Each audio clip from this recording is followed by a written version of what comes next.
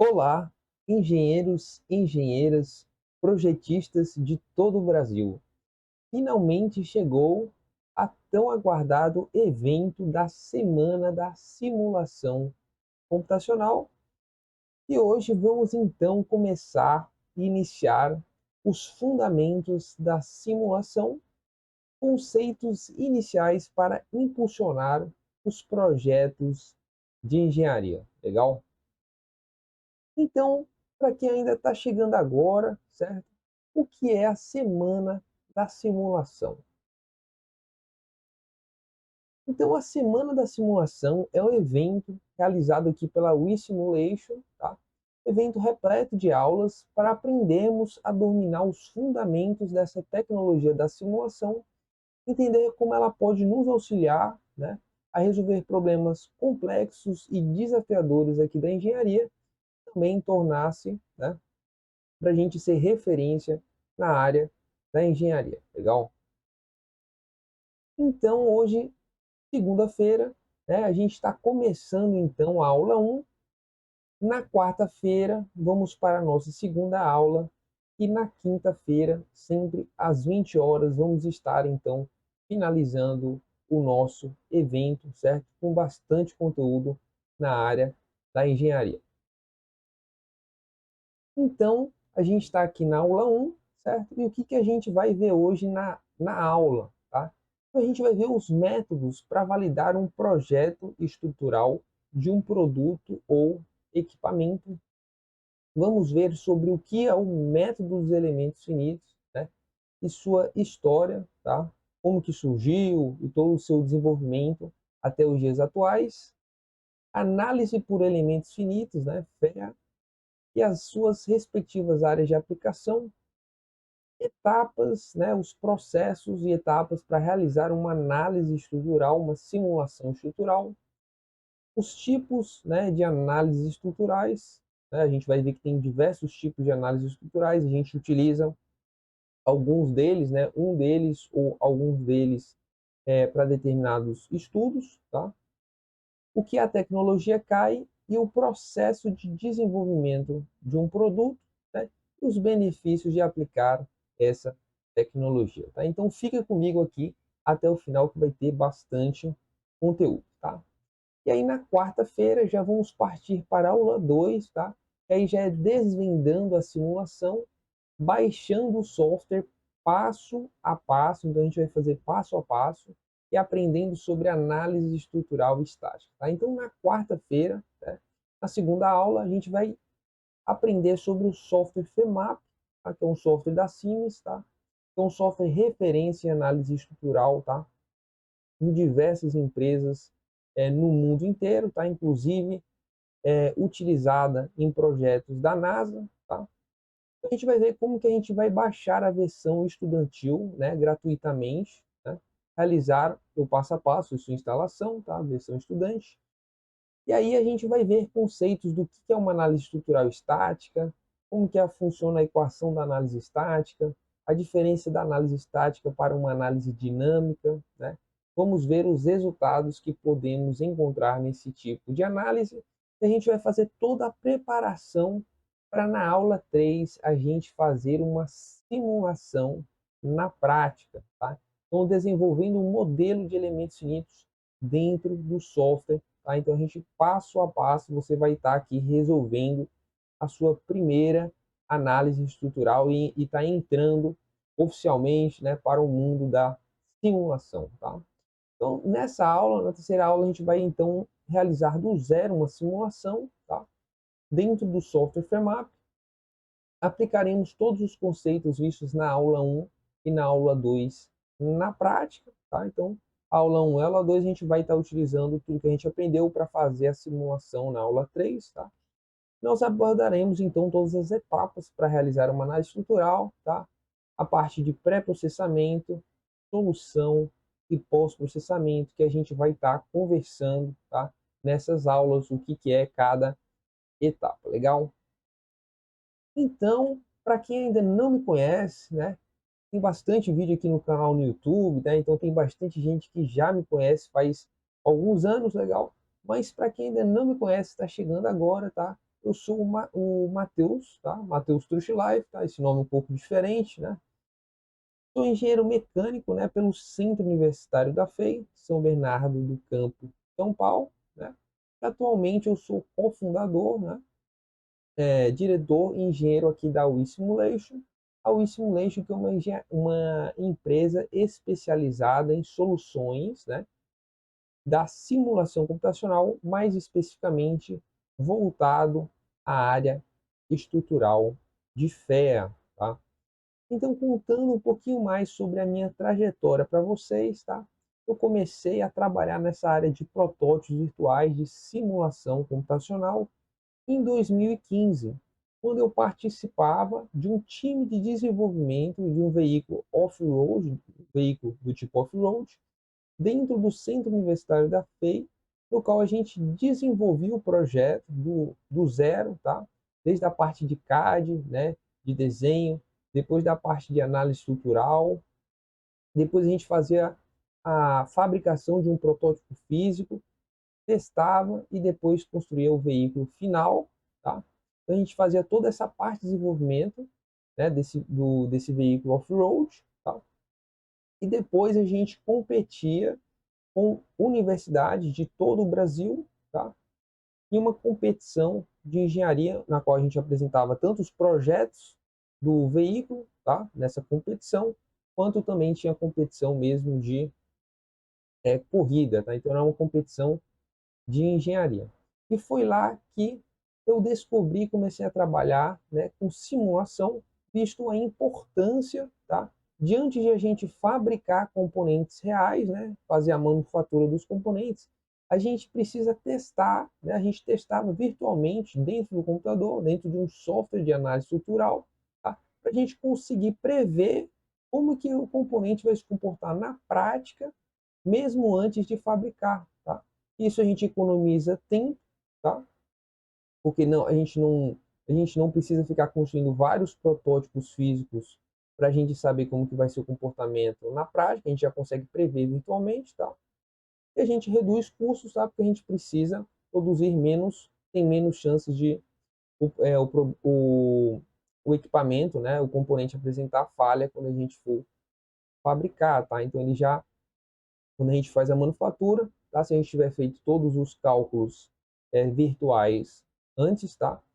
A gente minimiza os problemas de falha, a gente então precisa construir, fazer menos testes físicos, tá? Construir menos protótipos físicos, tá? Então a gente reduz custos, tá? Então, tempo de desenvolvimento, né? Tempo e custo, legal? Então, depois de participar do Baja, né, desse time de desenvolvimento, tá? Também participei, né, de algumas empresas aqui no Brasil. Dentre uma delas também fui responsável, tá, por prestar suporte técnico na área de simulação computacional, na área estrutural, com software ANSYS aqui às universidades da América Latina e também desenvolver aulas, né, conteúdos e treinamentos nessa parte estrutural, tá? E depois, em 2021, tá, eu cofundei a WeSimulation, tá? A WeSimulation é uma empresa de engenharia especializada nessa área de simulação estrutural e desde então a gente vem ajudando, tá, engenheiros, engenheiras e projetistas a aprenderem a utilizar essa tecnologia de simulação, né, para resolver grandes desafios da engenharia, tá? Então vamos agora para o próximo slide, tá? Aqui sobre a WeSimulation, tá? Então, como eu falei, né, uma empresa especializada nessa parte estrutural, a gente conta com tanto com conhecimento teórico quanto prático sobre o métodos e elementos finitos e a aplicação da tecnologia CAI para resolver grandes desafios da engenharia.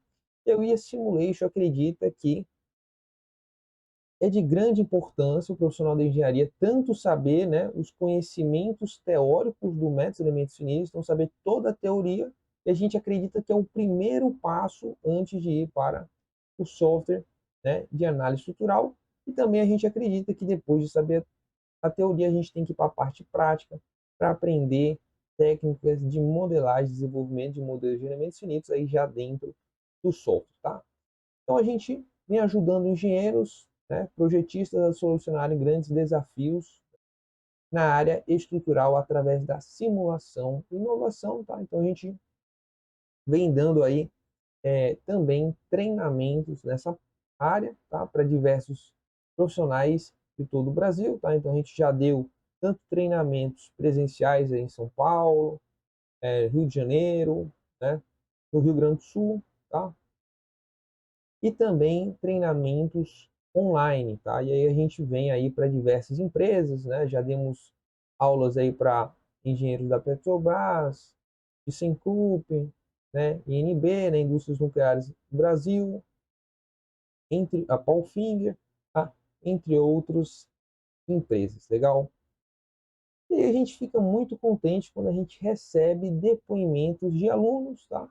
Então, trouxe aqui 2 depoimentos, tá? De forma breve, também para não tomar muito tempo da nossa aula, que vai começar já já. Tá? Então, aqui, nosso depoimento do aluno Willis, né?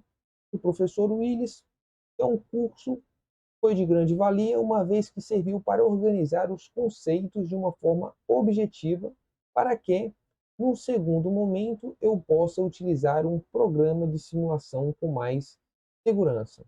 Parabéns pela didática e organização das aulas. Com certeza quero participar do segundo curso. Tá? Então, esse foi um depoimento do nosso primeiro treinamento, se chama Métodos e Elementos Finitos.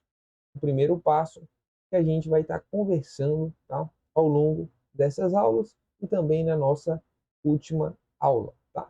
Então, aqui do César, tá? Então, gostei muito como o tema foi abordado, direto, realçando os aspectos mais importantes, sem a perda de detalhes que podem fazer a diferença em análise estrutural. A didática empregada facilitou o meu entendimento sobre o assunto, mesmo em tópicos espinhosos. Os slides apresentados com boas figuras facilitaram o entendimento. Legal? Então, esse aqui foi, fico muito feliz e muito grato ao receber esses depoimentos. É sinal que a gente está agregando valor, tá? E contribuindo aí para o conhecimento e carreira na área da engenharia. Legal? Nosso objetivo é sempre acelerar o processo de aprendizado do engenheiro para que ele consiga chegar aos seus objetivos, né? Que é aprender simulação e resolver grandes desafios da engenharia de forma mais rápida. Legal? Então, antes de começar a aula, tem um convite para vocês aqui, tá? Para participar, se você ainda não participa do grupo do WhatsApp, você pode apontar seu celular agora mesmo, né? Aqui no QR Code, tá? Ou clicar aqui no link abaixo do vídeo para entrar no grupo e participar junto com a gente, tá? E ficar atento, né, a todas as informações, não perder nenhuma aula dessa semana, tá? E possíveis conteúdos, né, futuros, legal? E conteúdos futuros, além dessas aulas da semana. E também tem o nosso grupo Telegram que é um grupo aberto, tá? Maior grupo de engenheiros e engenheiras do Brasil aqui, focado na parte de simulação, tem mais de 300 profissionais da engenharia, você pode estar mandando sua dúvida por lá, é um grupo aberto, vale muito a pena, legal? Então, vamos agora, né, para o mais importante, vamos então para a aula. Então, nós, como os engenheiros e projetistas, né, nós deparamos no nosso dia a dia com diversos tipos de equipamento, né? Então, motor, temos aqui uma colheitadeira na parte agrícola, da agricultura, temos aqui uma turbina eólica, uma máquina de impressão 3D, temos também uma empilhadeira, né? E diversos outros tipos de equipamento que a gente acaba se deparando no nosso dia a dia, né? Mas aí eu queria perguntar para vocês, né, como validar o projeto estrutural de um produto ou equipamento, como por exemplo um veículo, né, ou um silo, né? Como que a gente garante que estruturalmente o projeto está validado e seguro, né? Justamente, né? Como saber se o veículo é seguro, né? A gente está vendo aqui o resultado de uma batida de um veículo, né? E a gente tem que sempre, como engenheiro e projetista, garantir e assegurar a segurança dos equipamentos, né? É justamente aí por uma questão muito importante de evitar aí perdas humanas, né? Então aí está a nossa grande responsabilidade. Então aqui, por exemplo, a gente consegue ver a falha de um equipamento, né? Aqui um silo, né? Que armazenava leite, né? E aí a mesma pergunta, né? Como saber que esse equipamento irá falhar ou não, né? Então a gente pode ver o que acontece aqui com uma falha, tá? Então, para a gente justamente assegurar, né, estruturalmente um projeto, a gente tem, há muito tempo atrás, alguns métodos tradicionais, né? Então, vou começar a falar sobre os métodos tradicionais, depois eu vou falar um novo método que foi implementado aí nos últimos anos, né, nas últimas décadas, tá? Então, a gente tem um método analítico, né, que a gente está bastante acostumado em ver aí em cursos de pós-graduação, né, como, por exemplo, o conteúdo de resistência dos materiais, né? Aqui a gente tem, por exemplo, uma viga, né, que eu representei aqui por uma linha que está engastada e recebendo uma força aqui na outra extremidade que está livre. Nós temos aí a inclinação, a deflexão, né? A gente consegue ver aqui algumas fórmulas, né? Aqui da inclinação, né, que está relacionado com a força, com o quadrado do comprimento aqui dessa viga, né, dividido por 2 vezes o modo de elasticidade do material da viga, vezes o momento de inércia da viga, né? E a fórmula aqui da deflexão máxima, né, que é igual a força vezes o cubo, o comprimento elevado ao cubo, dividido por 3 vezes o modo de elasticidade do material, vezes o momento de inércia, né? Então aqui um exemplo simples de um problema simples que a gente pode resolver utilizando cálculos analíticos, né? A gente utilizou bastante isso na universidade, no nosso curso, né? Temos também o teste experimental, que nada mais é que fazer o teste prático, né? Na prática, né? Quando a gente constrói o equipamento, a gente testa ele na prática. Então, falando aqui um pouquinho, né, sobre o método analítico, né, que a gente acabou de ver, sobre esse exemplo dessa viga, né? Ele é uma abordagem clássica, né? Então tem há bastante tempo uma abordagem clássica, a gente vê nos cursos de engenharia. Os resultados eles são 100% exatos, então significa que os resultados que a gente calcula, eles vão ser 100% exatos, né? Não tem nada aproximado, tá? Só que, em compensação, ele é aplicado apenas para problemas simples, né? Então, na verdade, esse tipo de método, né, a gente só consegue resolver problemas simples, né? Se o problema for um pouco mais complexo, como, por exemplo, uma geometria mais diferente, mais complexa, se o nosso problema estiver sendo utilizado modelos de materiais muito diferentes, né? Ou carregamentos e condições de contorno diferentes e muito complexos, que não atendam ali é, aquela questão específica do método analítico, a gente já não consegue mais resolver esse método analítico, né?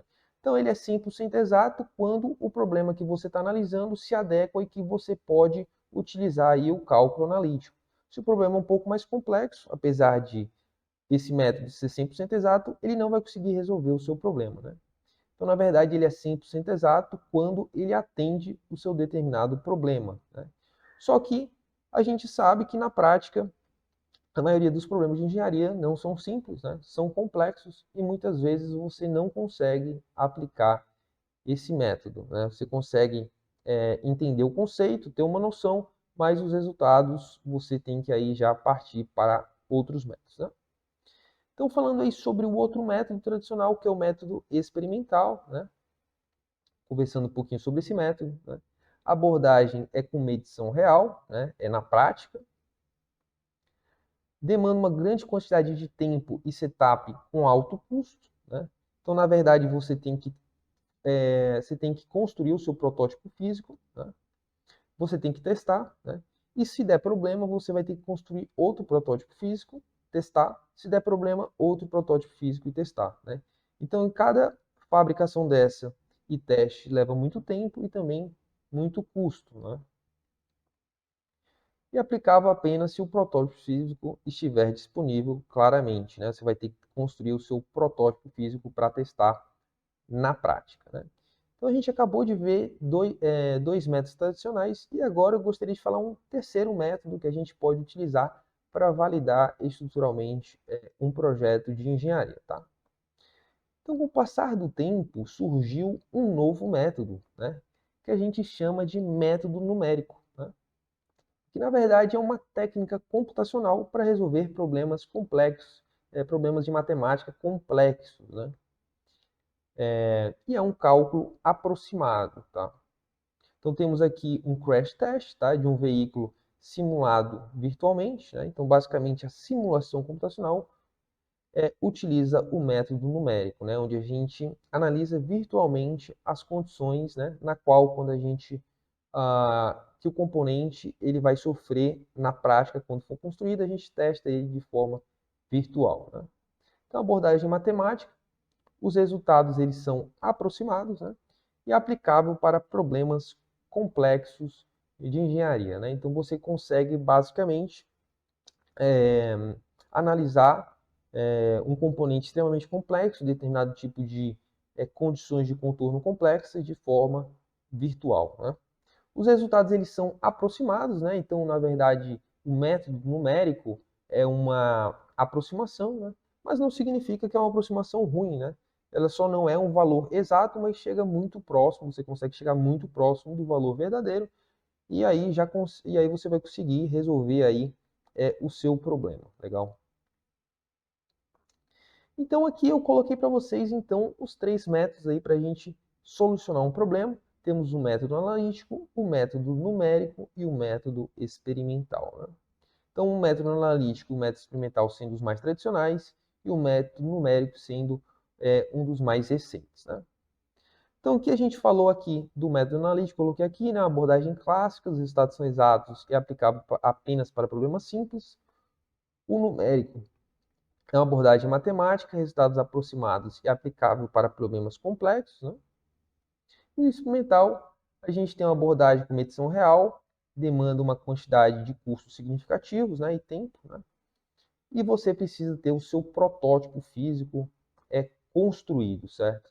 Então, na verdade, esses métodos não existe o melhor ou o pior, né? Na verdade, existe às vezes o mais adequado para determinado tipo de situação, né?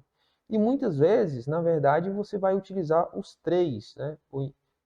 Em conjunto para você ter, vamos dizer assim, no seu processo de desenvolvimento do seu produto, a solução ótima, né?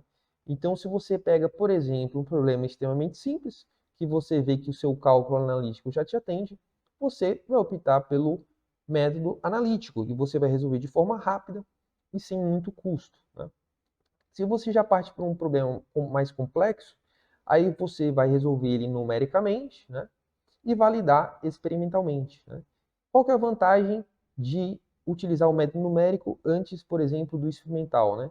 É que quando você chegar aqui no experimental e você for construir o seu protótipo físico, você já vai ter uma condição nesse protótipo físico já muito próxima do que você precisa, né? Então você não vai precisar ficar construindo vários diferentes tipos de protótipos físicos para testar. Normalmente você já vai chegar nessa etapa só precisando validar o seu protótipo físico e muito provavelmente ele já vai dar certo porque você fez todos os cálculos de forma virtual, né?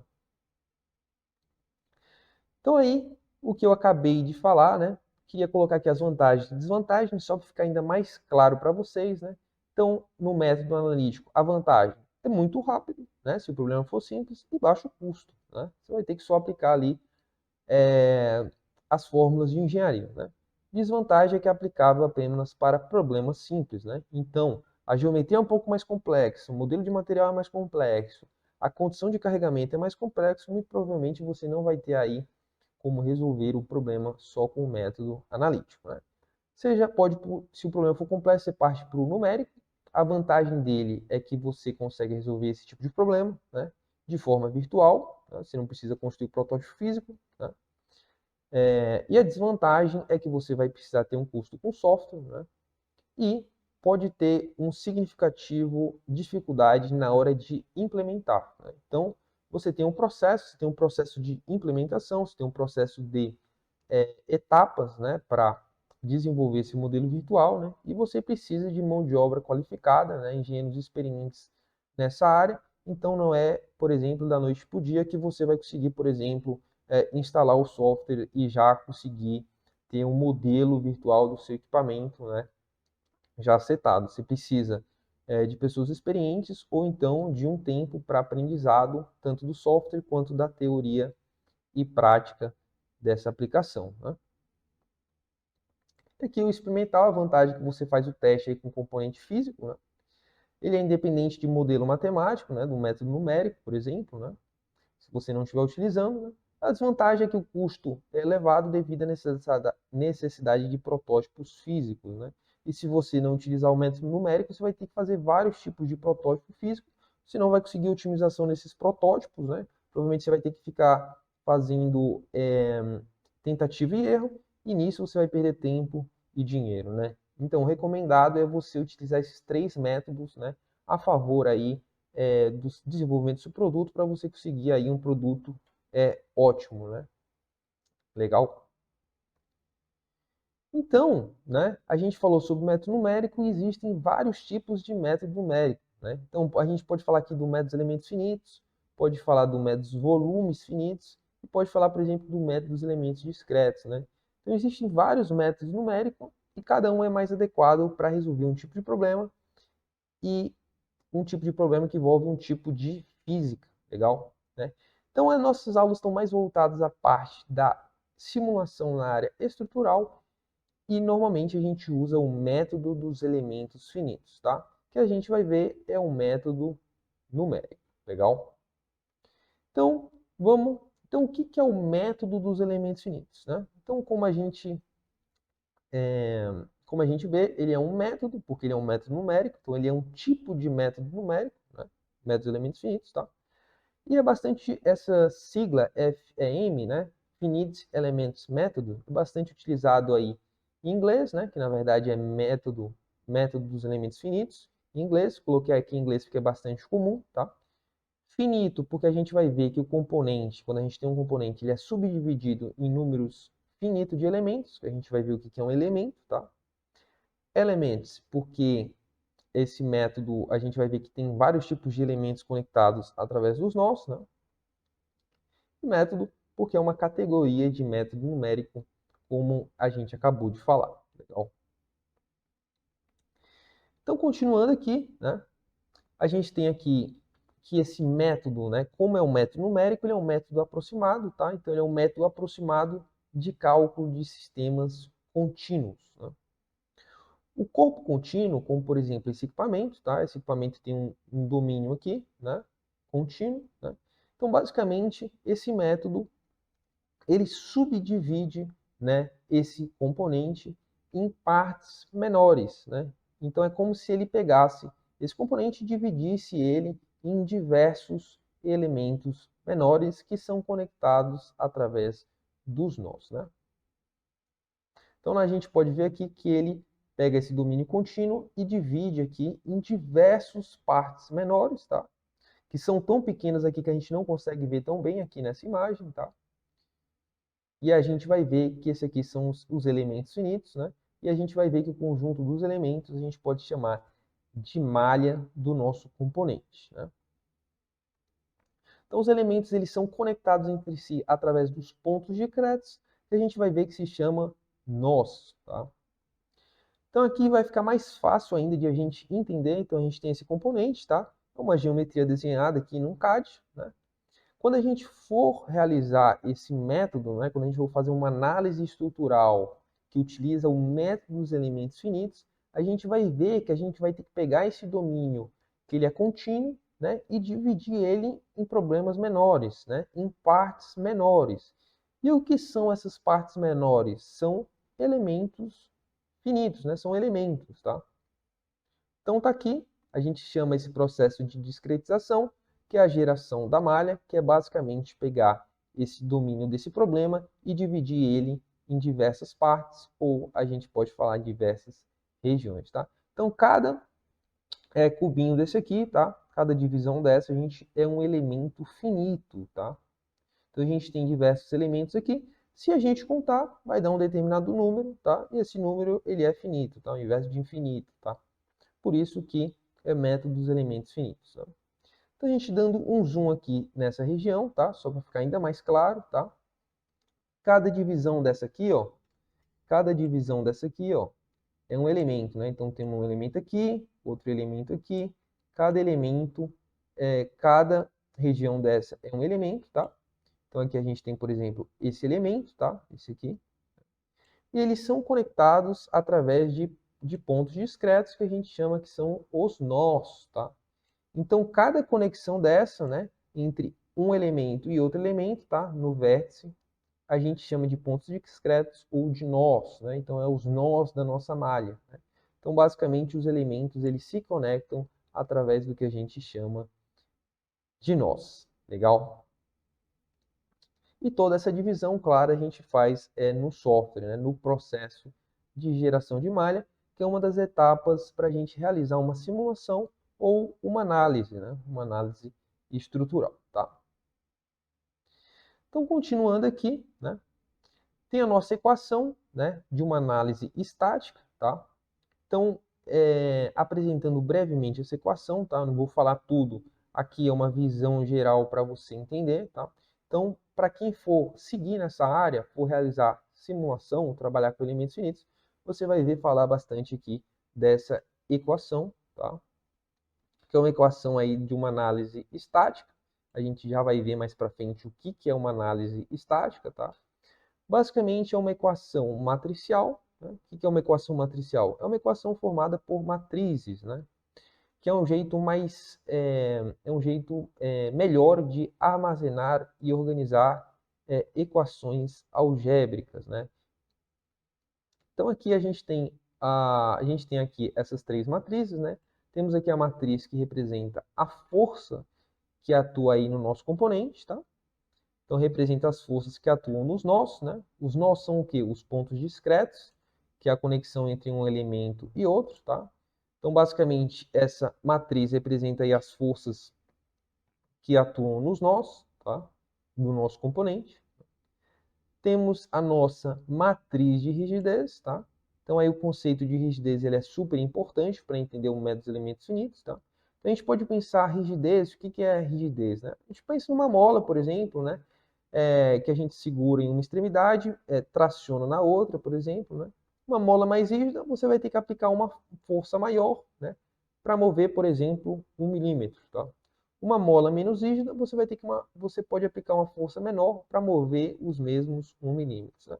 Então, pensou em rigidez, a gente pode pensar, por exemplo, numa mola, né? Uma mola sendo tracionada. Né? Então, esse conceito de rigidez é bastante importante. Né?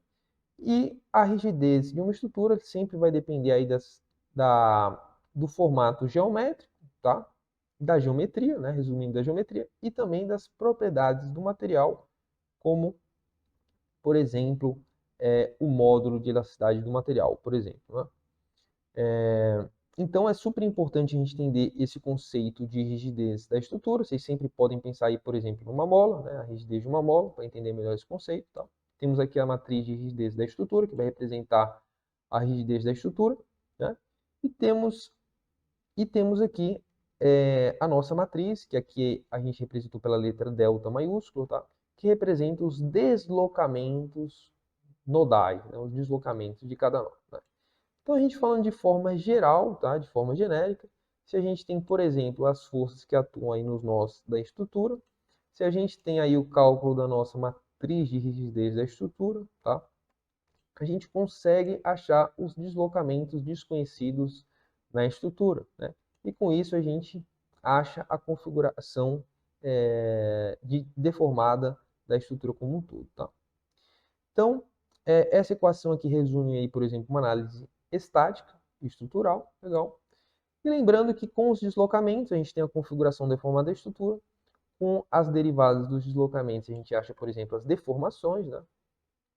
E com a equação constitutiva, né, do material a gente consegue lá achar as tensões atuantes no nosso componente, tá? Mas por enquanto eu queria só que vocês tivessem uma visão geral dessa equação, legal? Teria muito mais coisa para falar aqui, mas por questão aí de tempo, eu só vou estar falando de forma breve dessa equação, tá? Então agora que a gente conversou um pouco sobre os conceitos desse método, do método de limites finitos, é legal também a gente ver as origens desse método, como que surgiu, né? A gente sabe que não teve um marco extremamente específico. Na verdade, esse surgimento foi originado de uma série de estudos, né? Então foram diferentes estudos ao longo de mais de 100 anos, né, que originou o método de limites finitos, tá?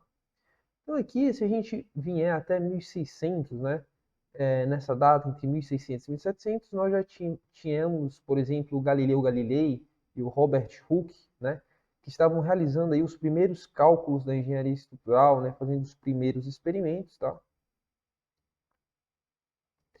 Aí temos aí entre 1800 e 1900 o desenvolvimento, né, da teoria da elasticidade, né, que de forma breve esse estudo ele estuda na verdade, né, o comportamento dos materiais deformáveis, né, com, quando ele está sendo submetido a forças externas, né? Então eu estudo, né, no regime elástico, né, quando determinado componente está com uma determinada carga sendo aplicada nele, como que se deforma, né? De forma breve. É isso, esse estudo, tá? E foi de grande significância aí para diversos tipos de projeto estrutural essa teoria, né? Como, por exemplo, o projeto aí da ponte de Brooklyn, lá dos Estados Unidos, né? Que foi um marco aí entre esse período, né? Foi construído essa ponte entre 1800 e 1900, tá?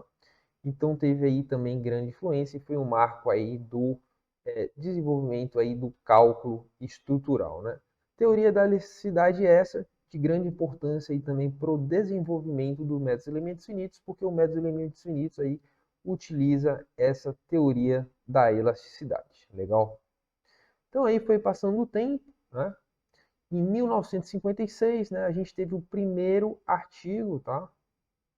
Que aborda a aplicação do método dos elementos finitos nas análises estruturais, né? Então aqui a gente tem um engenheiro Ray William Coe, né? Engenheiro estrutural, né? Que publicou aí em 1953 o primeiro artigo que aborda aí esse método, né? Então mais um marco aí nesse processo, né? Nessa história, tá? E aí, em 1967, tivemos aí o primeiro livro sobre o método de elementos finitos, chamado The Finite Elements Method, né? Esse livro aqui, tá? Escrito aqui por esses autores aqui, né? Em 1968 tivemos aí o software Nastran, tá? Que foi desenvolvido pela Computer Science Corporation, tá? E lançado pela NASA, tá? Que ainda é utilizado até os dias de hoje. Legal. Entre 1970 e 1980, né, a gente já teve o lançamento de diversos tipos de software comerciais, né, utilizado em diversas aplicações, né, como por exemplo, aqui a gente tem o exemplo do SAP 2000, o Nastran, o ANSYS, o Abacus e diversos outros, né. Entre esse período também tivemos o desenvolvimento gráfico e computacionais que aceleraram rapidamente, tá? E o método dos elementos finitos é amplamente utilizado aí na engenharia civil, mecânica e aeroespacial. Tá? Em 1990, a abordagem de elementos finitos é utilizada em aplicações cada vez mais complexas, né? Então a gente tinha física estrutural e aí já começa aí esse método já começa a ser utilizado para resolver problemas, né, em outras físicas, né, como por exemplo análise térmica, uma análise acústica, né, e por exemplo envolvendo eletromagnetismo. Então em 2000 aqui a gente tem que os elementos finitos são usados em projetos de engenharia em larga escala, tá? Então muitas empresas começaram a utilizar esse método, tá? Incluindo, por exemplo, o projeto da Airbus A380, né? Tá aqui a representação desse avião, tá? Que é um dos maiores aviões de passageiros do mundo, né? Então, em 2012, a NASA usa o método de elementos finitos para projetar e testar o escudo térmico da espaçonave Orion, né? O desenvolvimento da espaçonave Orion faz parte da estratégia da NASA para expandir a presença humana no espaço e realizar missões mais ambiciosas de exploração espacial, né? E aí, o método de elementos finitos vem sendo aplicado até os dias de hoje, né? E cada vez mais a gente consegue, através desse método, estudar aí diferentes tipos de problemas, né? Então, a gente falou sobre esse método de elementos finitos, que é um método numérico, né, que a gente utiliza aí principalmente, né, na área estrutural, né? E através desse método a gente consegue fazer a simulação computacional, né? Ou então uma análise estrutural, né? Que é basicamente uma análise estrutural, uma análise que utiliza o método dos elementos finitos. Então, é uma análise que utiliza o método numérico, que é o método dos elementos finitos, né? Então, aqui a gente vai vir para o conceito de análise por elementos finitos, né? Já que a gente estudou o método, né? A gente viu os conceitos do método. Então, basicamente, a simulação computacional na área estrutural utiliza esse método. Por isso surgiu essa sigla tão comum que o pessoal chama, né? Os engenheiros, né? Chamam FEA, né? Finite, F de finite, E de elements e A de análise, né? Então, a análise por elementos finitos, né? Então, por exemplo, quando a gente fala uma análise de FEA, uma análise estrutural, né? Então, através dessas análises por elementos finitos, é possível realizar a modelagem de produtos e sistemas de forma virtual, né? De forma virtual, no computador, né? Com o objetivo, claro, de aumentar o desempenho e evitar possíveis problemas estruturais, né? Justamente para a gente evitar aquele tipo de falha que a gente viu aí no começo dessa aula que eu mostrei lá, né? Que tinha lá um silo com uma falha estrutural, né? Então, é de grande importância, né? Então, é possível prever como os produtos, né? Produtos, componentes, equipamentos, eles vão reagir a carregamentos do mundo real, ou seja, quando construir e estiver trabalhando em determinada condição, né, de esforço, né? Então, é possível prever isso, né? Sendo possível analisar as tensões atuantes, né? Tensões, né, que são os esforços internos atuantes no componente, né? As deformações, né? Os deslocamentos, a questão da estabilidade da estrutura, né? Questão de vibração, fadiga e outros comportamentos. Legal? Então, quais são as áreas que a gente pode encontrar aplicação com FEA, né? Com análise por elementos finitos, né? A gente pode ver aqui um vaso de pressão, né? Os equipamentos industriais, né? A gente tem aí o setor da aviação, inclusive, de grande importância a utilização da simulação aí para aumentar a questão da segurança. A gente sabe aí que já teve muitos acidentes nesse setor, né? Tendo aí a simulação aí de grande importância aí para fazer projetos estruturais mais confiáveis, né? Temos a parte nuclear, né? A parte aeroespacial, a ferroviária e a naval, né? Temos também a parte da construção civil, da agricultura, da diversão também, temos aí uma montanha-russa, né? Veicular, questão de equipamentos de usinagem, eletricidade, equipamentos offshore e também na área medicinal, né? Então, qual é a conclusão? Que a simulação computacional nada mais é do que você estudar o comportamento dos componentes, dos equipamentos de forma virtual. E é claro que isso tem vantagens enormes, né, independente do setor. Então, desde a área da saúde, né, até a área de equipamentos mais pesados, equipamentos industriais, você consegue utilizar aí a simulação, né? Então, basicamente, ela é utilizada aí em todos os setores, visto que é muito mais vantagem você entender o comportamento do seu produto antes mesmo de ser fabricado, né? Justo agora que que a gente está tendo o avanço da tecnologia e temos produtos cada vez mais complexos, né? Então vale muito a pena levar isso, né?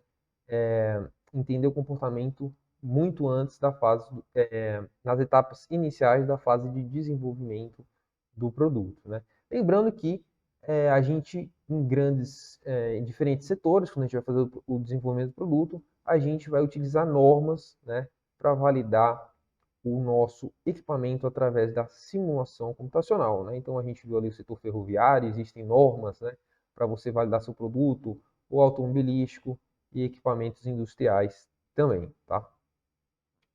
Então aí Legal, a gente viu as áreas de aplicação, vimos o conceito de elementos finitos, né? Mas, Matheus, quais são as etapas para fazer uma análise por elementos finitos, tá? Então, o processo da análise por elementos finitos, eu diria que é o primeiro passo antes de você começar a análise, antes de você começar, por exemplo, qualquer tipo de etapa, você tem que saber quais são os objetivos, né? O que você, como engenheiro, está querendo, quais são os resultados que você quer extrair, né, da sua análise no seu projeto, né? Esse ponto ele é muito importante e, dependendo disso, você pode fazer até algumas simplificações no seu modelo de elementos finitos, tá? Então, a partir disso, você você já sabe o conceito do seu problema, você já sabe os resultados que você quer, né? Então, legal, a gente pode então ir para essas etapas, né? Então, aí a gente pode dividir em três etapas. Tem a etapa de pré-processamento, a etapa de solução ou processamento e a etapa de pós-processamento, né? Então, tem três etapas, né? Então, eu vou falar aqui de forma breve cada etapa, né? Então, a etapa de pré-processamento, né? Então aqui a gente tem a definição da geometria, tá? Então basicamente você vai aí desenhar no seu software de CAD a sua geometria, né? Que é o domínio do seu problema, né? Legal? Em muitos casos, em FEA, a gente pode fazer algumas simplificações da sua geometria que você vai ganhar tempo aí na sua análise estrutural, né? Então tem alguns detalhes geométricos que na verdade não vão contribuir em nada na sua resistência estrutural, né? Na sua análise e você pode retirar, tá? Você, claro, tem que definir as propriedades do material, né? Você tem que saber qual é o problema que você está trabalhando e quais propriedades do material você vai representar na sua análise, isso é de grande importância, né? Depois disso, você vai fazer a elaboração da malha. Então, lembra aqueles elementos finitos que a gente viu? É basicamente esse processo se chama de discretização, né? Então, você pega um problema grande, né, que é o domínio do seu problema. Você vai pegar aquela geometria e vai dividir em várias partes, né? E isso você faz no software de FEA, né? O software de análise estrutural, né, de elementos finitos, tá? E aí, claro, você vai ter que colocar os esforços que estão atuantes no seu componente, né? Então, essas são as condições de contorno, né? Você vai ter que colocar os esforços e como que a estrutura está fixa ou vinculada, tá? Então, é uma pressão, é um momento, é uma força que está sendo aplicada na sua estrutura. Isso tudo você tem que aplicar no software, né? De forma adequada, de forma como ela vai ser, como esses esforços vão estar atuando na prática, na realidade, né? No dia a dia, tá? E como a estrutura é fixada também é de grande importância para conseguir representar de forma correta no ambiente virtual. Então, fez todos esses procedimentos, agora a gente chegou na etapa da solução, né?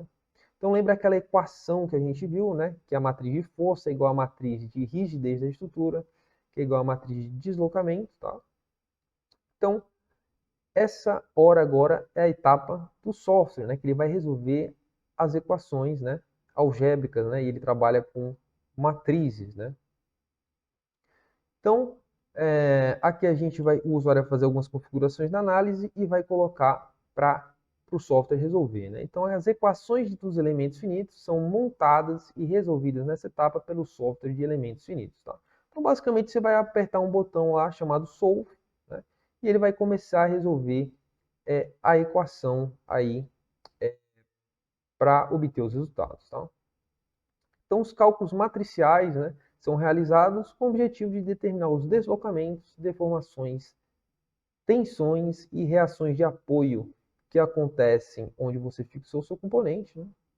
E você também consegue, como usuário, monitorar a convergência da solução, tá? Esse aqui a gente não vai estar entrando em muitos detalhes aqui nessa aula, tá? Então, basicamente, a etapa de solução e processamento é com o software, tá? O software vai estar resolvendo aí as equações, tá? Depois disso, você tem a sua solução concluída, você vai estar indo para a etapa de pós-processamento, que é uma etapa super importante para a gente analisar, tá? Então, nessa etapa, você consegue fazer a extração e visualizações de resultados, tá? Então, o solver já resolveu as equações de elementos finitos, e aí você vai pedir as respostas, né? E aí, qual resposta você vai querer? Vai querer de deslocamentos, tensões, deformações? Quais são as respostas que você vai ter que comparar, por exemplo, em uma norma, né? E aí você vai ter que interpretar os resultados da sua análise e estudar a coerência delas com o problema físico analisado, né? Antes de tudo, quando você está trabalhando com software, né, você tem que ter muito bem os conceitos da física que você está trabalhando, né? Então, mexer no software, vamos dizer assim, é o de menos, né? Que você tem que entender a física que você está trabalhando, né?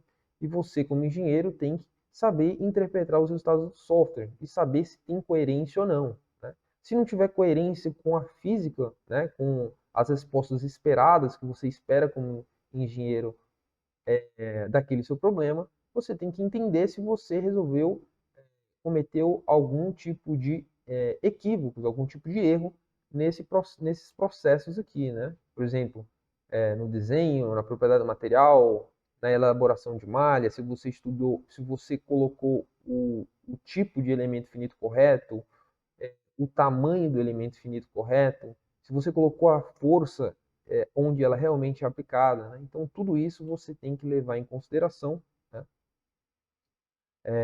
para você validar o seu projeto estrutural, né? Então, pós-processamento, você vai utilizar algo que a gente chama de julgamento de engenharia, que é basicamente você pegar o seu conhecimento e você julgar aquele problema para ver se as respostas têm coerência com a física do problema, legal?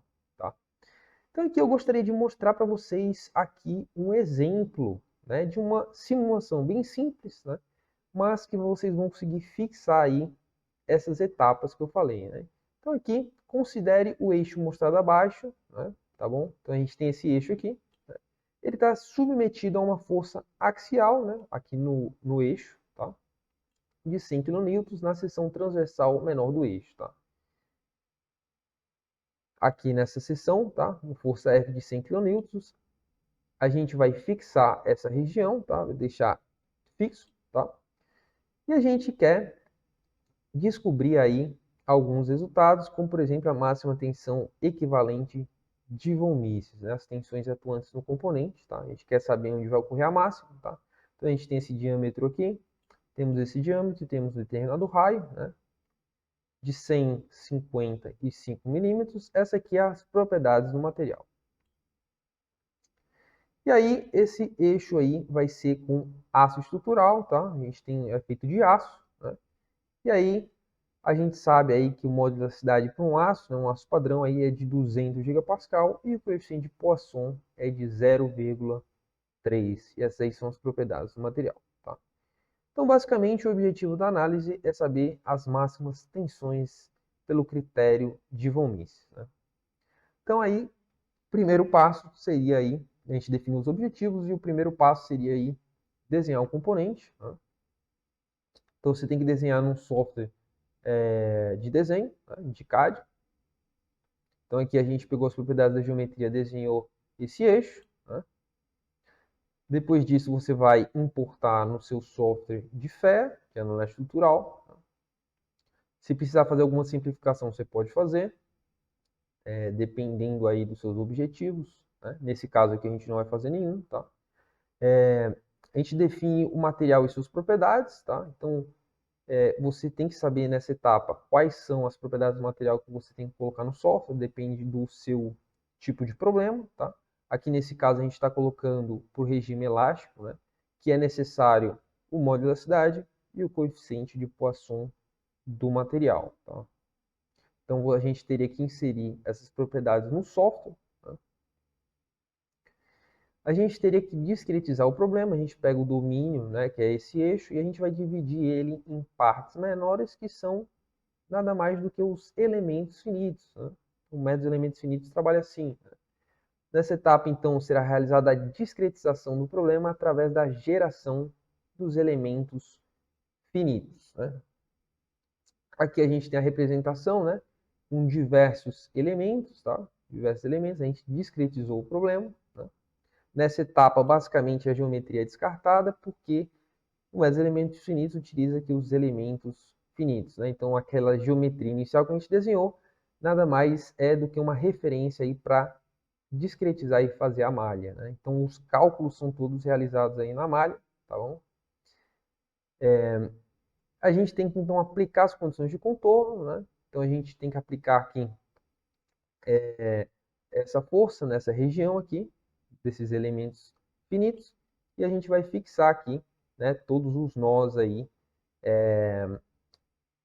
dessa região aqui. Tá?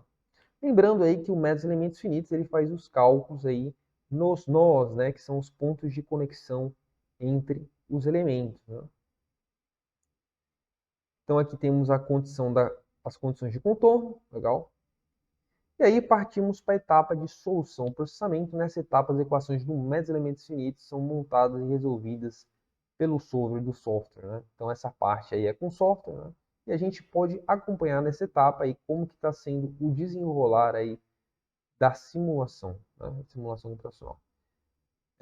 Quando rodou, né? Quando a gente chama que roda a análise, a gente vai para a etapa de pós-processamento, que é onde a gente vai utilizar o nosso julgamento de engenharia, que é super importante. Né? Então, nessa etapa, a gente realiza a extração, visualização e interpretação dos resultados. Né? Na verdade, essa etapa aqui, a gente pode pedir, por exemplo, as tensões equivalentes de von Mises, né? Em megapascal. E aqui a gente tem, então, nada mais do que a distribuição de tensões. E pelas cores, a gente consegue saber, né? Consegue ter uma ideia por essa escala aqui, né? Que vai desde 0,41 até 65 megapascal. A gente consegue entender, então, que as máximas tensões aqui estão na região vermelho. Tá? Então, vê que eles vão variando desde o azul, né, onde as tensões estão baixas, até a região mais alta, de 65, né, essa região aqui de 65 megapascal, que é esperado porque aqui é um concentrador de tensão, justamente porque você tem a mudança aqui é, na, é, na, na seção da área, né? Essa área que ela é menor, ela muda, e a gente sabe que quando você tem essa transição, você vai ter um concentrador de tensão, legal. E é claro que você tem que fazer alguns estudos aqui, por exemplo, o estudo de convergência de malha, tá? Para você analisar se o tamanho desses elementos aqui eles estão te dando resultados precisos, né? Confiáveis que você pode confiar nos seus resultados, tá? Não fiz esse estudo aqui, né? Mas você teria que fazer nessa análise. Legal? Então, o que a gente precisa, né? O que precisamos entender para realizar uma análise? Né? Então, de forma breve, gostaria de passar para vocês aqui alguns pontos importantes. Tá? Então, o método dos elementos finitos é uma forma de implementação da teoria matemática de um comportamento físico. Tá? É importante entender a formulação de cada tipo de elemento finito. Né? Então, vocês vão ver aí, por exemplo, né? Se vocês pegarem um livro do método dos elementos finitos, explicando, vocês vão ver que vão ter diferentes tipos de elementos finitos. Né? Você tem que entender qual é o comportamento de cada um, tá? Para saber qual você vai utilizar na discretização do seu problema, para escolher o mais adequado ao problema estudado e ter respostas condizentes. Tá? Você tem que aplicar os carregamentos e vinculações de forma que representa corretamente o problema físico a ser estudado. Né? Isso é super importante. Se você, na prática, a força é aplicada numa região, você, no seu modelo de elementos simples, se aplicou em outra região, é claro que as respostas vão dar diferente. Se ela está fixa em uma região e você fixa em outra região, é claro que vai dar diferentes. Né? E tem situações aí que tem que estudar bastante aí para fazer a aplicação das condições de contorno de forma correta, né? Você tem que representar o que acontece na prática no seu modelo virtual, senão as respostas vão dar diferentes. Né? E claro, é fundamental compreender a física do problema para poder realizar o julgamento de engenharia sobre as respostas obtidas e saber se são confiáveis. Né? Então, eu bato na tecla que você mexer no software eu diria que é o de menos, né? Você tem que entender aí a teoria do método de elementos finitos, você tem que entender também a física do seu problema, né? Então, quais são as possibilidades de estudo com FEA, com análise estrutural, né? Então, você pode estudar problemas estruturais, né? Também, e resolver problemas também não estruturais, tá? Então, alguns exemplos aqui dos principais áreas de estudos de um projeto estrutural, né? A gente pode estudar aí resultados de deslocamentos, resultados de deformações, resultados de distribuição de tensões, né?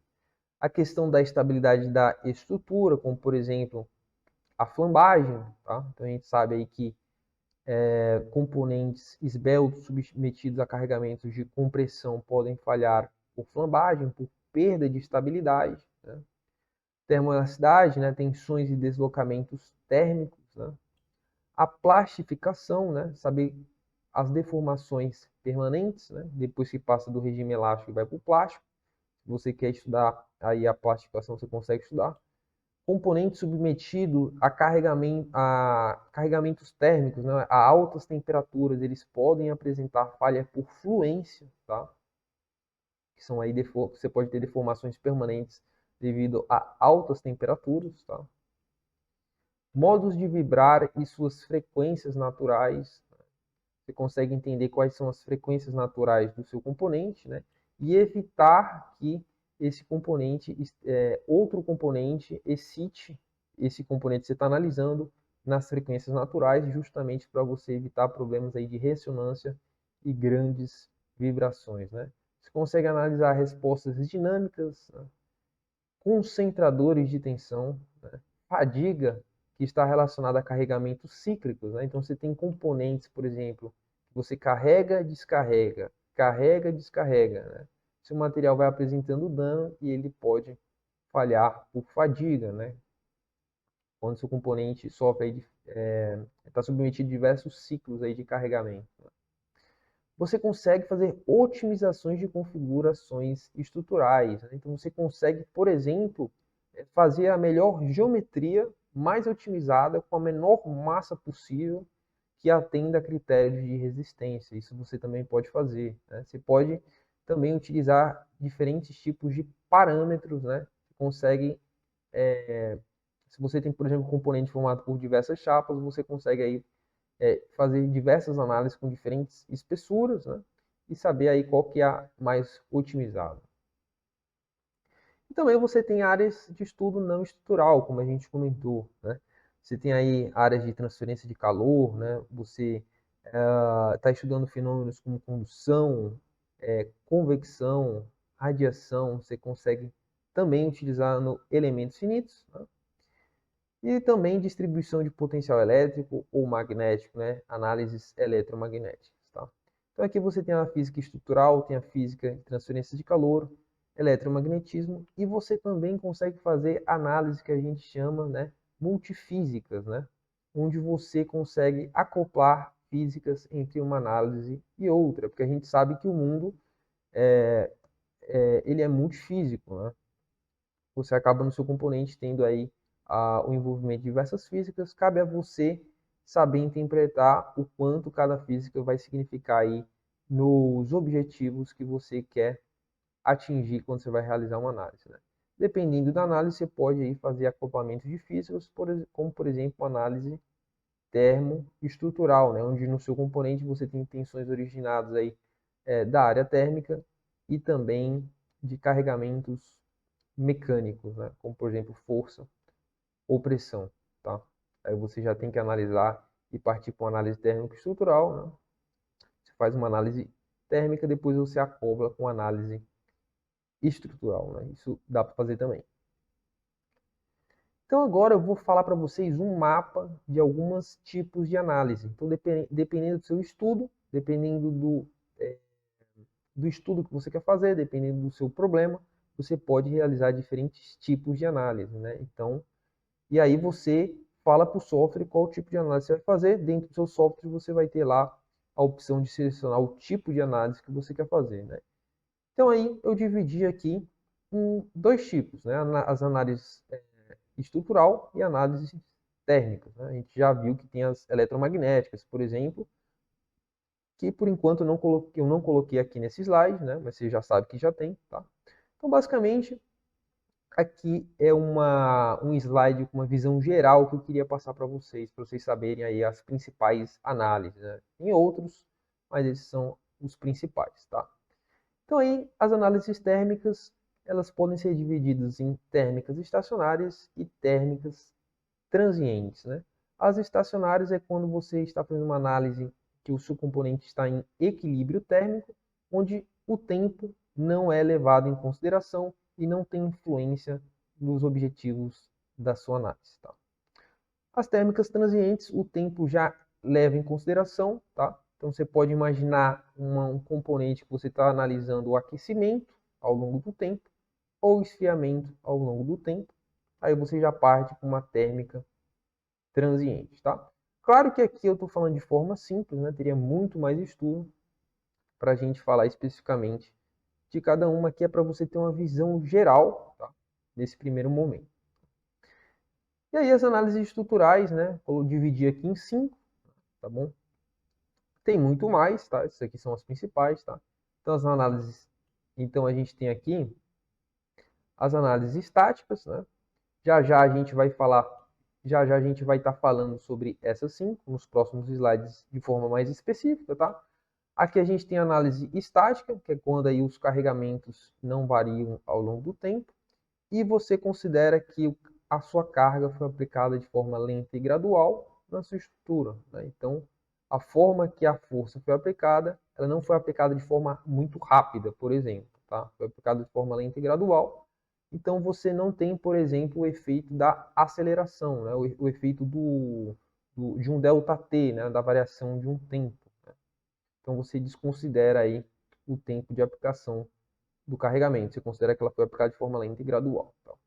Análise modal, que é um tipo de análise dinâmica também. Coloquei aqui separado porque ela é uma das primeiras análises que são feitas. Né? Seria uma análise fundamental, né?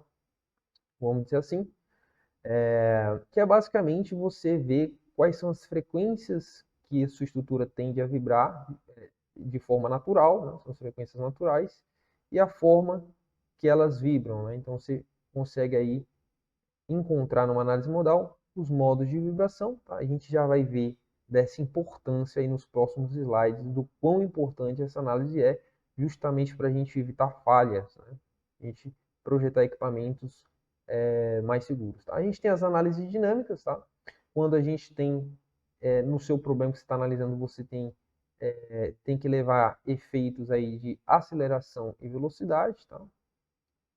Que envolve aí forças inerciais e dissipativas no seu sistema que você está analisando, tá? A gente já vai ver também análise de flambagem, né? Que é a perda de estabilidade da estrutura devido a carregamentos compressivos, né? Que ocorre principalmente aí em componentes esbeltos, aí componentes aí que têm espessuras muito finas, né? Você pode falhar por perda de estabilidade, né?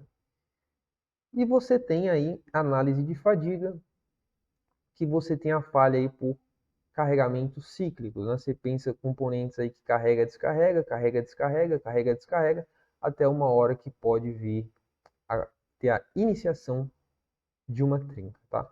Então, basicamente, quando você tem um componente, ele pode falhar de diversas formas, né? Cabe a você saber quais são os modos de falha significativos, né? Para o seu determinado componente que você está analisando, né? Depende dos esforços que ele está sofrendo, e dependendo do modo de falha, você tem que fazer determinados tipos de análise, né? Então, às vezes, você vai realizar o projeto de um determinado tipo de componente, você vai atrás da norma. Lá na própria norma, já vai falar que tipo de modo de falha que você tem que prever, entendeu? Que tipo de análise você tem que fazer, tá? Claro, equipamentos que não têm normas, você vai ter que usar ainda mais o seu julgamento de engenharia, tá? Então aí vamos falar um pouquinho especificamente de cada análise que a gente falou, para vocês terem uma visão aí um pouco mais profunda, tá? Então aí, as análises estáticas, os carregamentos são aplicados de forma lenta e gradual. Então, imagine uma força que é aplicada de forma muito lenta, tá? E vai aumentando ao longo, ela foi aplicada de forma lenta e gradual, né? E depois permaneceu constante, tá? Então a gente não considera aí os efeitos de inércia, né? Que estão relacionados aí à aceleração e também amortecimento, tá? A gente desconsidera nessa análise, né? Então, sempre quando o seu problema estrutural que você está analisando, as acelerações e velocidades forem desprezíveis, ou seja, são valores muito pequenos que não vão afetar os resultados da sua análise, você pode desprezar, você faz uma análise estática, tá?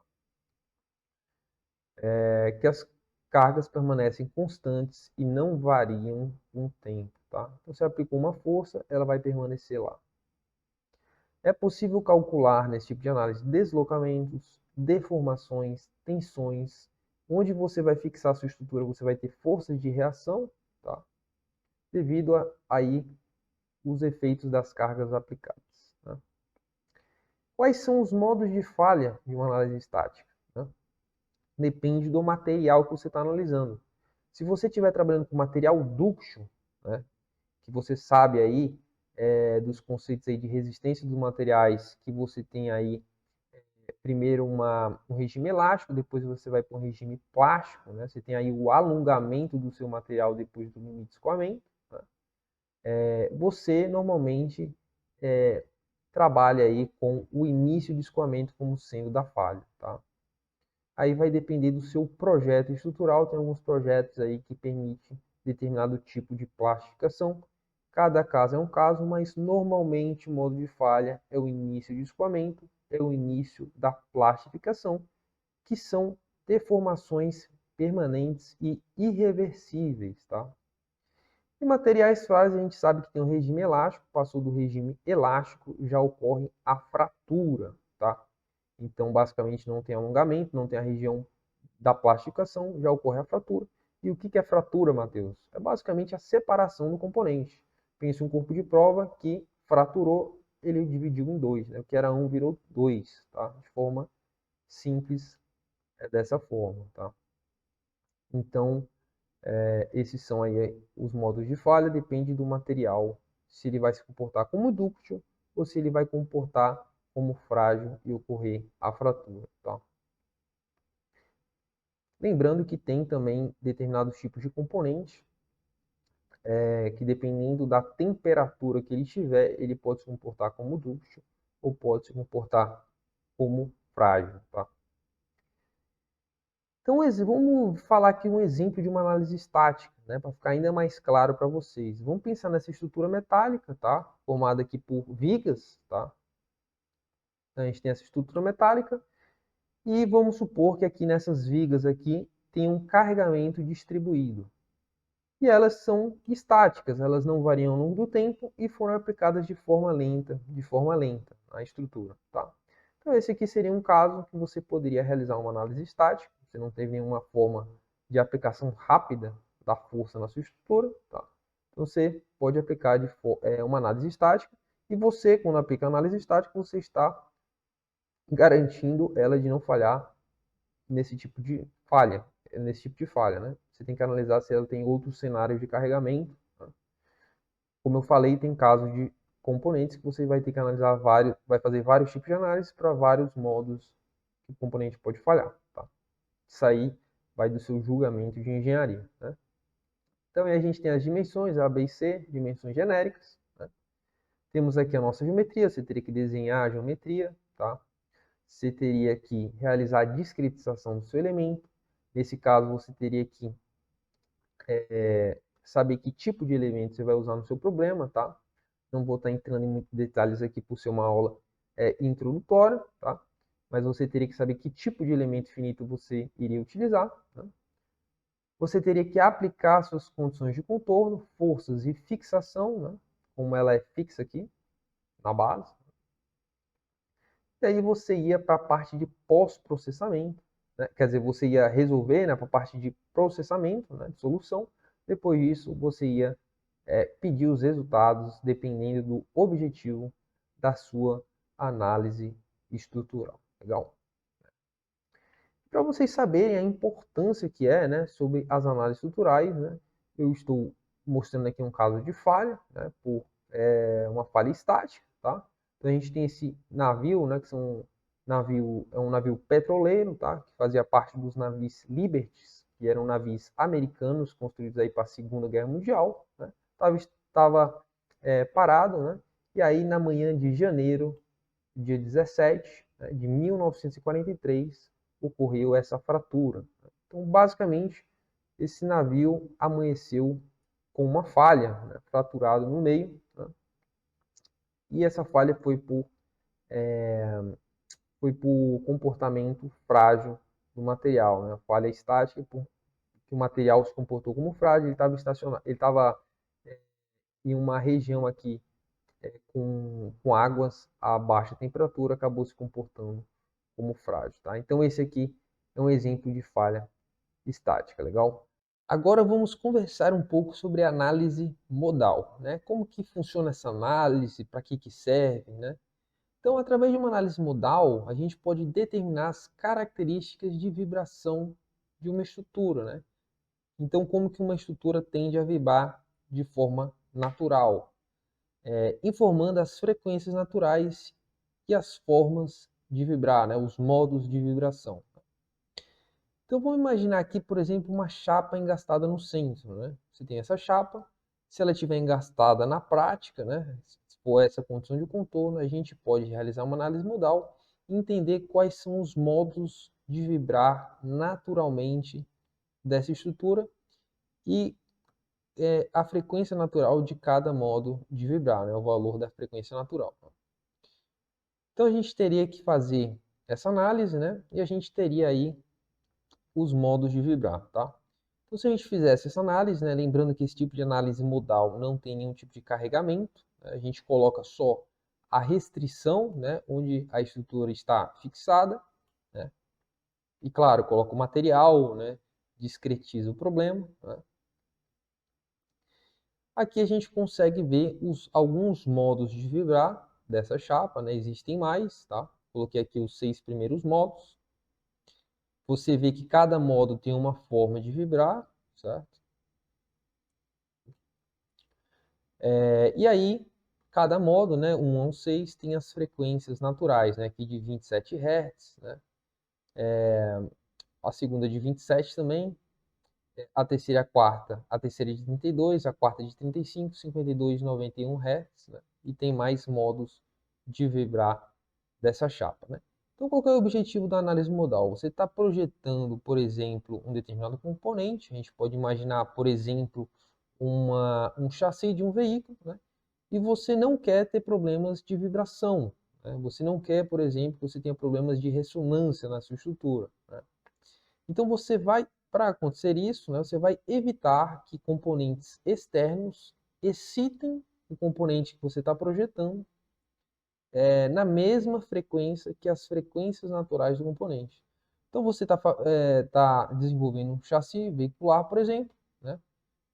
Esse chassi, assim como qualquer outro componente, tem modos de vibrar naturalmente. Então vai ter vários modos a determinadas frequências, né? Que ela tende a vibrar naturalmente. Assim tenderá a vibrar naturalmente. E você vai querer que excitadores, né, componentes externos, não excitem o seu componente, né, ou não vibrem a determinada frequência que coincida com as frequências naturais. Então, você vai querer que o projeto, né, do seu chassi faça com que as frequências naturais do chassi não coincidam, por exemplo, com as frequências de excitação do motor, né, que o motor está vibrando. Né? Você vai evitar para justamente você não ter problemas excessivos de vibração no seu chassi e muito menos o efeito da ressonância, certo? Então você tem que sempre se atentar a isso para você saber suas frequências naturais do seu componente e saber que não tem nenhum excitador a próximo dessa mesma frequência, tá? E lembrando que as frequências naturais estão relacionadas com a massa do seu componente e com a rigidez do seu componente. Alterou a massa do seu componente ou alterou a rigidez estrutural do componente, você vai mudar as frequências naturais. Né? Então, a forma, por exemplo, de você fazer qualquer tipo de alteração no seu projeto, que é alterar uma determinada frequência natural, você pode alterar tanto na massa quanto na rigidez do seu componente. Legal? Para vocês saberem a importância desse tipo de análise, eu vou mostrar aqui algumas falhas que infelizmente ocorreram. Né? Então, as falhas que poderiam ser evitadas ou amenizadas, né? A gente tem aqui a ponte né, o colapso da ponte está como, tá? Que ocorreu essa falha aqui, né? E ocorreu porque o vento começou a excitar, né, em uma determinada frequência que coincidiu com a frequência aqui de natural da ponte, tá? E aí acabou entrando em ressonância e ocorreu esse colapso aqui, tá? E isso poderia ter sido evitado com um estudo de análise modal. Tá? Aqui um outro exemplo de uma catástrofe que aconteceu, um terremoto da cidade do México. Né? Terremoto não tem como prevenir, vamos dizer assim, mas você consegue prevenir os problemas causados por esse terremoto. Né? Então, o que aconteceu? Você teve uma grande terremoto na cidade do México e ocorreu tendo uma grande catástrofe. E coincidiu que a frequência do terremoto coincidiu aí com grandes edifícios, né, grande quantidade de edifícios, a frequência natural de grande quantidade de edifícios, e aí você teve aí problema de ressonância estrutural. Né? E aí, claro, você intensifica os seus danos estruturais, tá?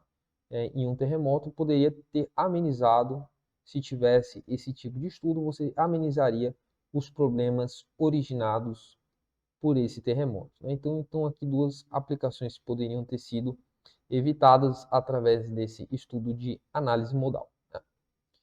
Então, aqui a gente sabe, né, análise modal é uma análise dinâmica, tá? Mas eu coloquei ela separada porque ela é uma análise fundamental da dinâmica. Tá? As análises dinâmicas são utilizadas para situações na qual os carregamentos variam com o tempo ou variam com a frequência. Né? Diferente da análise estática, na qual os carregamentos não são constantes e aplicados lentamente. Né? Então, quando você tem aí carregamentos na qual você tem aplicado de forma muito rápida, por exemplo, você tem que levar em consideração o fator tempo, né? Porque você vai ter aí efeitos inerciais. Né? Então, as acelerações e velocidades do sistema são significativos, ou seja, eles podem afetar os resultados estruturais do seu componente. Se você não considerar, né, aceleração e velocidade, você não vai ter uma resposta verdadeira. Né? Então você tem que considerar. Né? Então a aceleração está relacionada com as forças inerciais, né? E a velocidade está relacionada com as forças dissipativas, né? Amortecimento. Tá? Então, um caso aí que você tem que levar em consideração aí a aceleração, né? No impacto, né? Você tem aí forças aí no impacto, você tem um intervalo de tempo muito pequeno, você tem aí acelerações extremamente significativas, tá? Então você tem que levar em consideração, né? E nessa seria uma análise dinâmica, né? A gente pode ver aqui um crash test, né? Então aqui dando uma breve visão geral para vocês, alguns tipos de análise dinâmica, modal a gente já conversou, tá? A gente tem umas outras análises, por exemplo, análises harmônicas, né? Quando você tem aí carregamentos periódicos, vamos dizer assim, né? Que se repetem, né? E que variam senoidalmente, né? Carregamento em função de um seno, né? Você pode optar pela sistema de análise harmônica, tá? Então no seu software você vai ter que utilizar esse tipo de sistema, vai ter que falar para o software, certo? Que é bastante utilizado aí em máquinas rotativas. Né? Você tem aí análise espectral, bastante utilizado em abalos sísmicos. Né? Você tem aí análise de vibração aleatória, bastante utilizado aí quando os carregamentos eles são de natureza aleatórios, né? Você quer analisar um comportamento de um determinado componente que está submetido a carregamentos aleatórios, né? Por exemplo, um veículo viajando em uma estrada, né? A estrada é cheia de buraco, né? Cheio de buracos, cheio de condições, né? Que são de forma aleatória, você não consegue prever 100%, né? Então aí você nesse tipo de análise você vai trabalhar com estatística, tá? Você tem a análise transiente aí, que é uma análise mais geral. Você tem aí carregamentos variando ao longo do tempo. Você pode fazer uma análise transiente, tá? como por exemplo a análise de um impacto. Claro que aqui cada análise, né, você teria que estudar muito mais a fundo, tem muito conteúdo sobre cada tipo de análise. Aqui é uma visão geral para você entender aí de forma breve e poder estudar depois, né? Estudar depois, dependendo do seu tipo de objetivo, né? Do seu problema, tá? Então aí vamos passar para a próxima análise, análise de flambagem, né? Então aquela falha que a gente viu naquele silo, né? Você teve problema de instabilidade na estrutura. Então as estruturas podem falhar devido à flambagem, à perda de estabilidade, né? Quando componentes esbeltos, que são componentes aí com espessuras finas, estão submetidos a carregamentos de compressão axial. Então esse estudo é muito importante, componentes esbeltos, porque às vezes a primeiro tipo de falha é por flambagem, né? Por isso que é de grande relevância esse tipo de estudo, tá? Então aqui a gente tem um exemplo de um silo e um exemplo de um tanque, né? Falhas que poderiam ter sido evitadas, né? Então aqui, só para explicar melhor esse conceito para vocês, né? A gente tem aqui uma coluna, tá?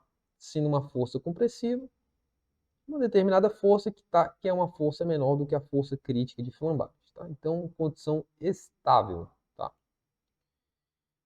Se a gente for aplicando essa força e for aumentando, vai ter uma hora que a força que você está aplicando vai ser a maior que a força crítica de flambagem, que nada mais é que o valor que, se passar esse valor, você vai perder estabilidade, né? Então, passou esse valor, ficou instável, né? Quando a força aplicada é maior que a força crítica de flambagem do próprio componente, você vai ter aí a flambagem vai ocorrer com qualquer imperfeição na geometria, né? Se tiver qualquer tipo de imperfeição na geometria, ou qualquer força desbalanceadora aqui, força de perturbação, quer dizer, aqui nessa região, você vai ter a perda de instabilidade e vai ocorrer o que aconteceu aí no slide que a gente comentou aí, né? No slide anterior, tá? Por isso a grande importância desse tipo de estudo. E análise de fadiga, né? Análise de fadiga avalia a tendência de falha nos componentes submetido a carregamentos cíclicos. Carrega, descarrega, carrega, descarrega. O material vai sofrendo danos até uma hora que começa a iniciação de uma trinca, né? Então, carregamento e descarregamento geram danos progressivos ao material ao longo do tempo, né? Ao longo do ciclo, né? Resultando no início e no crescimento da trinca até ocorrer a fratura do componente, né? A gente tem a imagem aqui da fratura de um girabrequim e de um pé de vela aqui de uma bicicleta, tá? Então aí você começa com a iniciação da trinca, depois você tem a propagação da trinca, né? E crescimento, e você ocorre a fratura, né? Que é a separação do componente, a fratura aqui e a fratura aqui, tá? Então aqui um exemplo clássico, tá? Ocorreu, infelizmente, bastante isso na aviação, quando esse estudo ainda não era tão desenvolvido, tá? Então aqui a gente tem um avião Comet, tá? E aí ocorreu a falha, teve duas falhas aí em dois aviões, né? E foi por fadiga, né? Chegou a conclusão que foi por fadiga, e foi constatado que as janelas aqui tinham formado quadrangular, né? Em vez de circular, que é hoje em dia, tá? A gente sabe aí que em quinas, né? Você tem aí concentradores de tensão, né? Os concentradores de tensão é onde vão iniciar as trincas, né? Você consegue ver aqui a direção da propagação aí da falha, né? Então aqui foi um caso aí a gente sabe que fadiga ocorre nos concentradores de tensão, né? Então esse aqui foi um caso aí de carregamentos cíclicos, que até uma hora que veio aí a iniciação de trinca, tá?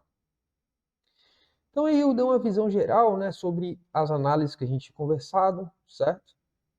Então aí alguns exemplos, né, análise estrutural de colisão para um carro. A gente consegue ver um exemplo de um estudo aqui para um Volkswagen Polo, né? Então aqui é um primeiro estudo aqui de simulação de crash test, né, de impacto, tá? né, colidindo aí com a barreira de concreto rígida, né, a 50 km por hora. Né? Tem aqui o estudo aqui da simulação, né? Tem aqui as visões aqui da simulação, né? Você tem aqui um estudo de balanço de energia, né? Aqui tem o tempo da análise, né? A energia aqui, nesse eixo. Você vê aqui que a energia cinética ela começa alta, porque o veículo estava em movimento, né, antes do impacto. Né? Ela vai diminuindo aqui, por causa do impacto, né, com essa barreira de concreto. Né? E aqui você vê a energia de deformação. Né? Então, conforme a energia cinética vai diminuindo, porque o veículo vai parando, porque está ocorrendo o impacto, a energia de deformação, porque está se deformando, né, vai aumentando. Né? Então, você consegue puxar esses gráficos nesse tipo de análise estrutural. Tá? E aqui um outro gráfico de aceleração em determinado ponto aqui do chassi. Né? Então aqui um exemplo. Né?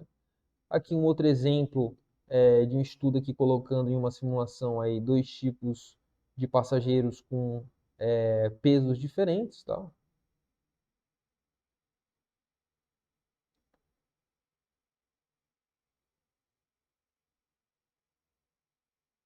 Você consegue ver aqui o comportamento aqui do airbag. Né? Esse aqui é mais um exemplo. Tá?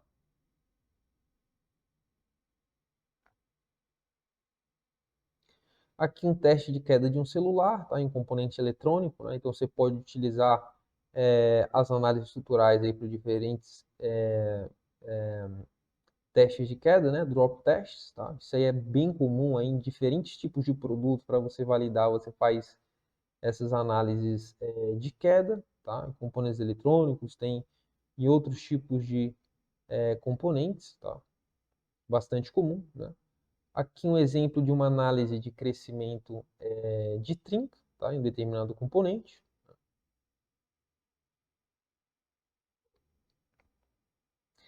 E aí a gente falou sobre simulação, né? E aí eu queria falar para vocês o que é tecnologia CAI, tá? Então quando vocês ouvirem falar de tecnologia CAI, o que que é, né? É uma tecnologia que utiliza o computador, tá, para dar suporte à engenharia, auxiliando no desenvolvimento de projetos, tá? E basicamente a simulação computacional, tá? Então, o que a tecnologia CAI? A gente vai olhar pela sigla, tá? Uma sigla aqui em inglês, né? C de computer, de computador, A de assistido, né? Auxiliado, O de engenharia, né? Na verdade, é engenharia auxiliado por computador, tá? Computer Aid Engineer, tá? Engenharia assistida ou auxiliada por computador, tá? Então, basicamente, a gente tem uma certa divisão, tá? Né? Aqui é um mais comum, tá? Até utilizado em determinados tipos de pesquisa, né? De mercado, por exemplo. Você tem aí o primeiro segmento de tecnologia CAI, né? De simulação computacional, finitos, elementos e análises, que são aí as análises por elementos finitos, que é a parte estrutural que a gente tanto conversou, que é o foco aí do nosso estudo, tá? A gente tem aí o tipo de tecnologia de CFD, né, que é basicamente Computational Fluid Dynamics, né, dinâmica de fluido computacional, e você estuda basicamente o comportamento aí dos fluidos, tá? Você consegue estudar aí escoamentos, né, turbulência e reações químicas e muitos outros. Né? Você tem aí a dinâmica de multicorpos, tá? Você tem um sistema com diferentes tipos de corpos que interagem entre si, né? E você quer entender o comportamento de movimentação desses corpos, as forças nesse sistema. Você pode utilizar esse tipo de simulação. Tá? Você tem o de otimização, tá? Você pode otimizar diferentes parâmetros, né? Você consegue entender quais são as variáveis que mais vão influenciar nos resultados que você deseja tanto obter, por exemplo. Né? Você consegue fazer análise de sensibilidade, entender quais são as variáveis que mais podem influenciar em determinados tipos de resultados. Você consegue configurações ótimas, seja de geometria ou outros tipos de parâmetros, tá? É bem interessante esse tipo de análise.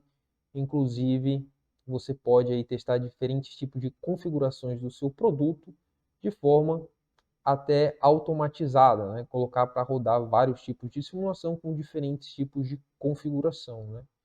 Então, esse estudo é bem interessante porque você consegue ver um monte de configuração diferente do seu protótipo virtual, algo que seria impossível de fazer na prática com um monte de protótipos físicos, né? Legal? E aí, não perca a aula de quinta-feira, porque eu vou estar falando do mercado, né? O mercado aí da simulação computacional e como ele vem aí, qual é a projeção desse mercado aí para os próximos anos, tá? A previsão é bem interessante e vou estar explicando justamente aí como análise por elementos finitos, né? Ela vai estar dentro desse mercado. Então não perca a aula de quinta-feira, que é bem interessante. A gente vai estar conversando aí sobre o crescimento desse mercado, legal? Quinta-feira às 20 horas. É, eu vou estar com vocês também, né? Então, os produtos estão cada vez mais complexos, né? Cada vez que passa, a gente tem produtos aí cada vez mais complexos, né? Na área aeroespacial, né? Que utiliza bastante aí, por exemplo, a SpaceX, né? Utiliza bastante aí softwares de análise estrutural, tá? A SpaceX, a Tesla e todas essas empresas aí de alta tecnologia estão utilizando simulação, né, computacional, né? A área da medicina também, produtos eletrônicos, tá?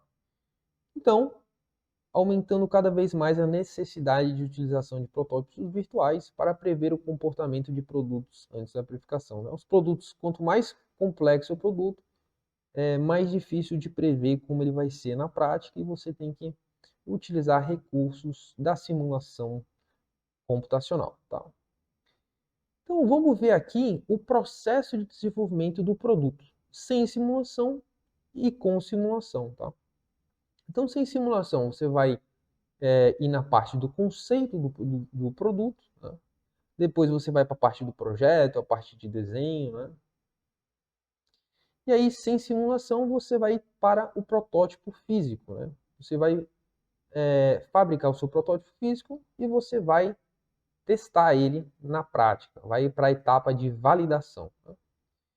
O produto está validado? Provavelmente vai ser sua primeira tentativa, você não utilizou protótipos virtuais, provavelmente ele tem grande probabilidade de não ser aprovado e voltar de novo para a etapa de projeto e você terá que mudar o projeto, né? Mudar as alterações, fabricar um novo protótipo físico, validar, se não testar, você entra de novo nesse ciclo e você vai perdendo tempo tanto na mudança de projeto quanto na construção de novos protótipos físicos, tá? Então você vai perdendo dinheiro e tempo aqui nesse processo, tá? Até uma hora que algum protótipo físico vai servir, né? Então você valida o seu produto e vai para a produção, né? Então, antes do método numérico, né, era assim o processo, né? Então você tinha um alto custo e um alto tempo, né? E aí, com a chegada de um novo método de solução de problemas de engenharia, o método numérico, né? Como eu falei, ele veio para complementar, não para substituir, na verdade, utilizar em conjunto com o método analítico e o método experimental, tá? Eles se complementam, tá? Até porque depois que você faz o protótipo físico virtual, né, é super importante você validar também com o protótipo físico, né? Então você tem um conceito e tem um projeto com simulação, tá? Então essa é a primeira etapa, projeto com simulação. Claro que se você colocar uma etapa de simulação no seu projeto, você vai estar aumentando um pouquinho o seu tempo de projeto com simulação, né? Só que você, no final, você vai ganhar muito mais, tá? Você vai perder um pouco de tempo aqui, né? Só que o que acontece?